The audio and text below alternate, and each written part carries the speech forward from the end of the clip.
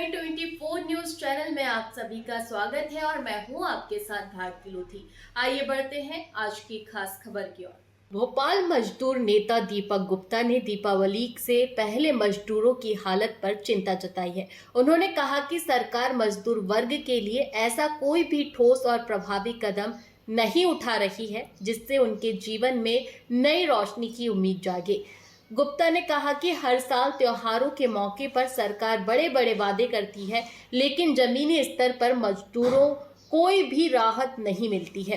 सम्मान दीपावली खुशियों का पर्व है, लेकिन हमारे देश के करोड़ों मजदूरों के लिए यह सिर्फ एक और संघर्ष का दिन बनकर रह गया है। सरकार से मांग की है कि त्योहार के मौके पर मजदूरों के बोनस, वेतन और काम की स्थिति को लेकर ठोस नीतियां बनाई जाए ताकि वे भी अपने दीपावली सच्चे अर्थों में मना सके। दीपक गुप्ता ने इस बात पर भी जोर दिया कि अगर सरकार ने जल्द कदम नहीं उठाए तो मजदूरों का आक्रोश सड़कों पर दिखाई देगा।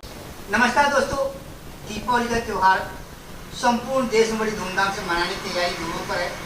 आज हमारे स्टूडियो में हमारे मौजूद है BHL गोविंदपुरा के वरिष्ठ कांग्रेस नेता एवं उनकी पहचान है मजदूर नेता के नाम से।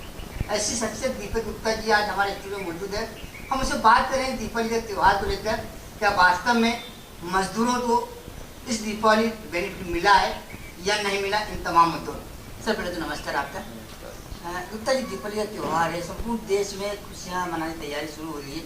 क्या लगता है इस बार मजदूरों को उसका बेनिफिट मिला सरकार? देखिए, मैं आपको बताना चाहूँगा, सरकार ये मजदूर विरोधी सरकार है। लगभग 12 से 15 वर्ष अधिक समय हो गया है। मजदूरों को जो रेट है उसमें किसी तरह का बदलाव नहीं हो पाया है और आज इस बढ़ती हुई महंगाई में एक घर परिवार चलाने के लिए कम से कम 25 से 30 हज़ार रुपये का महीने का खर्चा लगता है। और अगर मजदूरों के वेतन देखा जाए तो हमारे पूरे प्रदेश में मजदूरों का वेतन 10,000, 12,000, 14,000 है। तो हमारी सरकार से यही मांग है कि आप मजदूरों का वेतन कम से कम 26,000 रुपये महीना करें।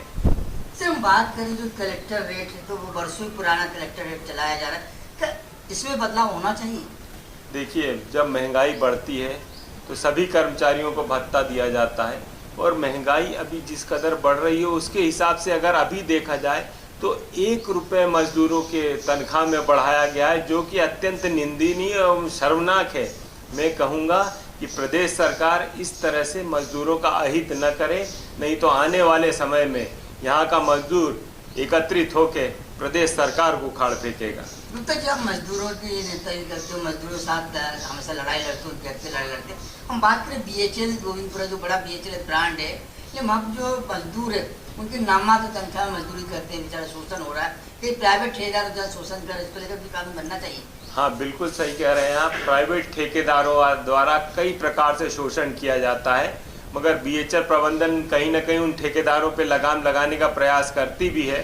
मगर ऐसा कानून बनना चाहिए कि जो अगर कोई भी ठेकेदार प्रदेश के किसी भी मजदूर के साथ अहित करता है तो उस पर इस तरह की कार्रवाई होना चाहिए कि वो अगली बार का ठेका ही नहीं ले पाए। गुप्ता जी, हमारे दर्शक आपको देख रहे हैं, क्या संदेश देंगे दीपावली को? दीपावली का 5 दिन का त्यौहार आज से प्रारंभ हो रहा है। मैं सभी को इस पावन पर्व की शुभकामनाएं देना चाहता हूं।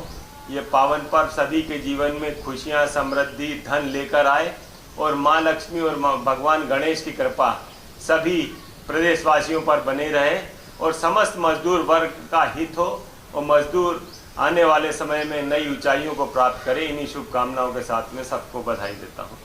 तो हमारे साथ थे BHL गोविंदपुरा के तेज तर्रार नेता।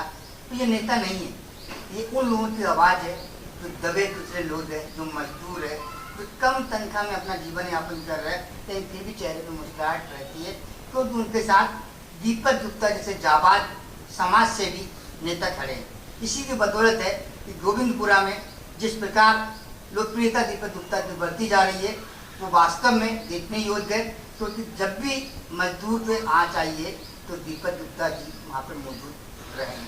तो बने रही हेडलाइन 24 में। इसी प्रकार हम नई नई शख्सियत का परिचय आपसे करवाते हैं। फिलहाल के लिए इस खास खबर में इतना ही। देश विदेश की तमाम बड़ी खबरों को जानने के लिए देखते रहें हेडलाइन 24 न्यूज। नमस्कार।